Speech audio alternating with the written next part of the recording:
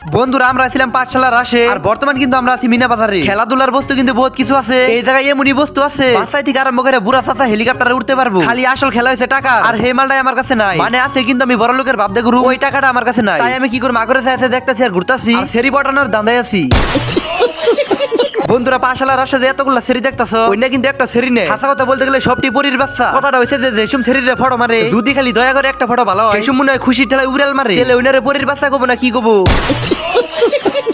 আরে কাকুর আন্ডা কার ফুটানোর ইচ্ছা আছে, মানে ফটকা ফুটানোর ইচ্ছা কার আছে? তোমরা এই 50 টাকা সুন্দর করে কিন্তু ফুটাইতে পারো। বন্ধুরা পাঠশালার রাশের মধ্যে বহুত ঘোরাঘুরি করলাম, বহুত কিছু দেখলাম জানলাম আর কি ভালো লাগলো। তারপর আমি ভাবলাম স্টেজের সামনে এনে দুই একটা গান শুনে যায়, কারণ আমি সবকিছুই দেখলাম। যদি আমি গান একটা না শুনি বিষয়টা খারাপ হয় না, তাই ভাবলাম আর কি যাই কইতেছে আর কি শুনে যায়। বিশেষ করে গান শুনে তো আমার ভালোই লাগছে, আর গানটা যেটি কইতেছে হেতিরেও ভালো লাগছে।